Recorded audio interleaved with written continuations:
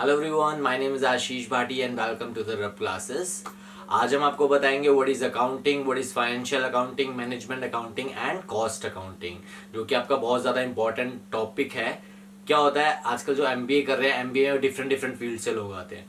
दरअसल अगर हम बात करें तो सारे कॉमर्स बैकग्राउंड से नहीं आते, तो उनके लिए क्या होता है, एक बहुत बड़ी चीज़ होती है यार, अकाउंट्स पढ़नी पड़ेगी। तो फाइनेंशियल अकाउंटिंग की अगर हम बात करें तो फाइनेंशियल अकाउंटिंग ऐसा सब्जेक्ट है जो जिसमें आप बहुत इजीली स्कोर कर सकते हो। तो हम स्टार्ट करते हैं फाइनेंशियल अकाउंटिंग से। So what is financial accounting? Financial accounting क्या है? Is the science of recording, classifying, summarising transactions. क्या करते हैं हम? किसी चीज की रिकॉर्डिंग, उसको क्लासिफाई करना और समराइज करना, किस चीज को? ट्रांजैक्शंस को। रिकॉर्डिंग हो गई, क्लासिफाई हो गया, समराइजिंग हो गई, उसके बाद क्या आएगा अपना? Analysis and interpreting the financial transaction. जितनी भी फाइनेंशियल ट्रांजैक्शंस हैं उनको रिकॉर्डिंग, क्लासिफाइंग, समराइजिंग ट्रांजैक्शंस करके फिर उसको एनालाइज करते हैं और इंटरप्रेटिंग करते हैं। किसको? फाइनेंशियल ट्रांजैक्शन को। ये इजी सी इतनी सी डेफिनेशन याद कर लो, आपका बिल्कुल फाइनेंशियल अकाउंटिंग क्या होती है क्लियर। ठीक है। उसके बाद डिफरेंट पार्टीज को किस चीज के लिए करी जाती है financial accounting? For evaluating the financial position. क्या बताती है? फाइनेंशियल पोजीशन क्या है ऑर्गेनाइजेशन की, ये चीज याद रखनी है। फाइनेंशियल पोजीशन क्या है ये बताती है। क्या चीज बताती है? Financial accounting. जब हम किसी फाइनेंशियल अकाउंटिंग करते हैं तो फाइनेंशियल अकाउंटिंग किसी भी ऑर्गेनाइजेशन की फाइनेंशियल पोजीशन को बताती है।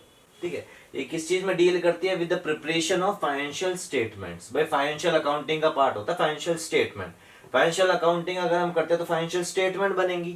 स्टेटमेंट बनेगी जब भी फाइनेंशियल पोजीशन उससे बताएगा वो किसी भी ऑर्गेनाइजेशन की, और प्रोवाइड करेगा information to various interested groups. Groups कौन कौन से होते हैं? Creditors, banks, shareholders, financial institutions, government और कंज्यूमर्स को।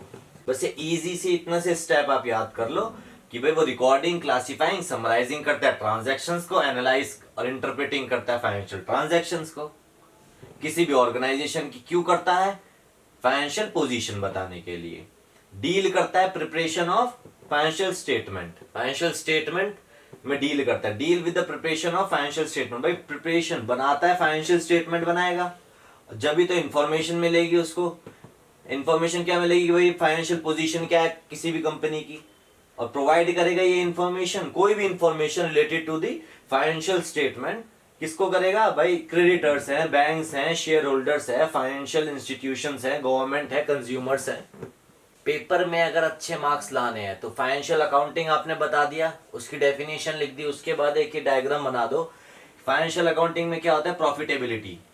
हम प्रॉफिटेबिलिटी चेक कर सकते हैं। ठीक है। उसके बाद फाइनेंशियल पोजीशन क्या है हमारी कंपनी की, ऑर्गेनाइजेशन की फाइनेंशियल पोजीशन क्या है? फाइनेंशियल पोजीशन जो हम चेक करते हैं तो क्या देखते हैं? सबसे पहले ट्रेडिंग, उसके बाद क्या देखते हैं? कितना प्रॉफिट और लॉस हुआ है। फिर बनती है बैलेंस शीट, बनती है इसके अंदर। ठीक है। ये सब किस में आती है? फाइनेंशियल पोजीशन बताती है बेसिकली। ये फाइनेंशियल पोजीशन बताती है कंपनी की, balance sheet, profit and loss और ट्रेडिंग। ये तीन चीज याद रखो। ये हल्का सा डायग्राम बना दिया आपने, आपके नंबर पूरे। उसके बाद एक बहुत अच्छे से एग्जाम्पल के साथ मैं बताता हूं। It is historical in nature.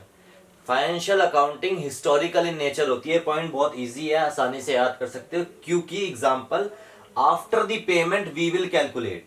हम कैलकुलेट कब करते हैं? कब? जब पेमेंट हो जाती है। भाई हमने कोई सामान किसी से लिया, ठीक है, उसके बदले में हमने पेमेंट दी, तो ये सब क्या है? ट्रांजैक्शंस हैं। ये ट्रांजैक्शंस जो हैं हम पहले कर लेते हैं, उसके बाद हमारा ये, चाहे बैलेंस शीट की बात ले लो या फिर फाइनेंशियल अकाउंटिंग की अगर हम बात ले, तो फाइनेंशियल अकाउंटिंग में अगर हम जब पेमेंट कर देते हैं उसके बाद ही उसको कैलकुलेट करते हैं। तो जब भी हमने लिखा है after the payment we will calculate, that's why it is historical in nature. Financial accounting हमने पढ़ लिया। अब मिसिंग क्या हो गया यार? अकाउंटिंग तो पढ़ा नहीं हमने, पहले फाइनेंशियल अकाउंटिंग पढ़ लिया। फाइनेंशियल अकाउंटिंग पहले इसलिए पढ़ा है क्योंकि आपको एक चीज़ क्लियर हो जाएगी कि फाइनेंशियल अकाउंटिंग क्या होती है। अब हम पढ़ते हैं अकाउंटिंग। अकाउंटिंग, फाइनेंशियल अकाउंटिंग समझ गए तो अकाउंटिंग समझ गए। अकाउंटिंग की 3 से 4 लाइन की डेफिनेशन बताऊंगा, 3, वो इजीली याद करके आ जाना। पेपर में full to full marks. 2 number का क्वेश्चन आता है व्हाट इज अकाउंटिंग या फाइनेंशियल अकाउंटिंग, आपके 2 में से 2 पूरे नंबर आएंगे। अब हम बात करते हैं अकाउंटिंग की। अकाउंटिंग की अगर हम बात करें तो इसकी बहुत सिंपल सी डेफिनेशन है। ये तीनों पॉइंट आप इजीली याद कर लोगे। फर्स्ट पॉइंट है accounting is an art of recording, classifying and summarising in a significant manner and in the term of money transactions and events. सिर्फ ये इजी सी डेफिनेशन है। Is an art of recording, classifying, summarising in a significant manner and a term of money, transaction and events.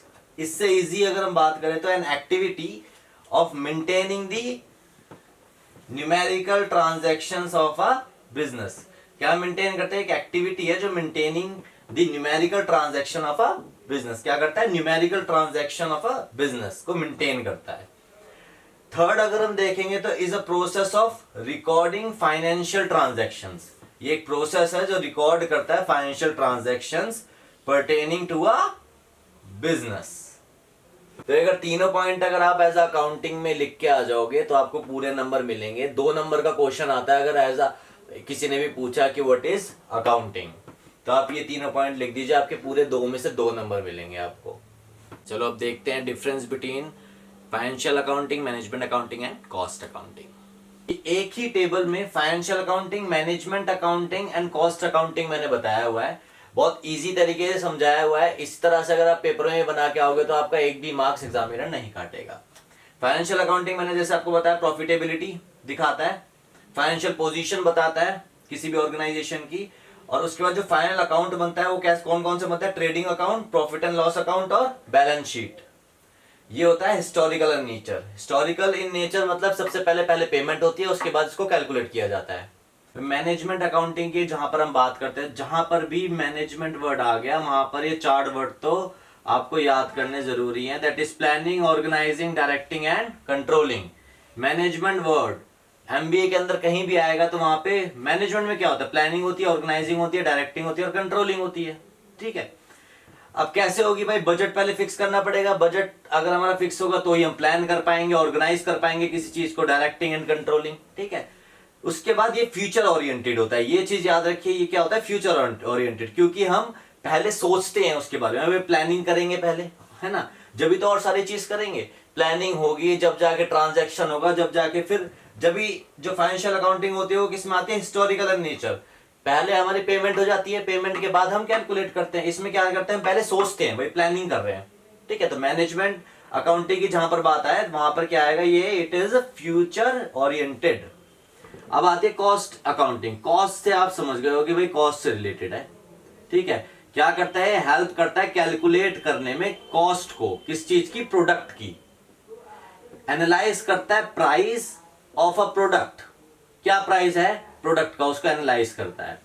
Fix the sale price, फिर उसके बाद उसी product की जो सेल प्राइस होता है उसको फिक्स कर देते हैं, फिर वो मार्केट में जाता है। तो इसको मतलब ये भी हिस्टोरिकल ओरिएंटेड है। तो ये चीज याद करना, फाइनेंशियल अकाउंटिंग और कॉस्ट अकाउंटिंग की बात आए तो ये दोनों क्या है? हिस्टोरिकल इन नेचर या फिर हिस्टोरिकल ओरिएंटेड। अगर मैनेजमेंट अकाउंटिंग की बात आए तो it is future oriented. Okay, बस एग्जाम के अंदर ये पूरा डायग्राम अगर आपने बना दिया, अगर किसी ने पूछा डिफाइन फाइनेंशियल अकाउंटिंग या मैनेजमेंट अकाउंटिंग या कॉस्ट अकाउंटिंग, तो आप अलग अलग तीनों को एक्सप्लेन कर सकते हो। तो मैंने डायग्राम के थ्रू आपको बता दिया। अगर किसी ने बताया difference between financial accounting, management accounting या कॉस्ट अकाउंटिंग, तो ये तीनों डायग्राम आप बना के आ जाओ। और अगर इसको आप पूरा एलोबरेट करके भी लिखोगे तो भी कोई इशू नहीं आएगा। Is planning, organising, directing, controlling management accounting के अंदर आता है। एग्जाम्पल आप दे सकते हो बजट। ठीक है, फ्यूचर ओरिएंटेड है उसका एग्जांपल दे दो। ऐसे हिस्टोरिकल नेचर है ये फाइनेंशियल अकाउंटिंग, इसका एग्जांपल दे दो, जैसे मैंने पहले आपको वीडियो में दिया भी है। तो आप इजीली इसको अच्छे से एक्सप्लेन कर सकते हो। आपने पूरी वीडियो देख ली। फाइनेंशियल अकाउंटिंग क्या होती है, अकाउंटिंग क्या होती है, मैनेजमेंट अकाउंटिंग, कॉस्ट अकाउंटिंग, सारे टॉपिक क्लियर हो चुके हैं। आगे हम लेके आने वाले हैं आपके लिए what is trading account, balance sheet account, profit and loss account, बहुत सारी चीज़ें हैं। तो चैनल को सब्सक्राइब कर दीजिए और बेल आइकन ज़रूर दबाइए। Thank you so much.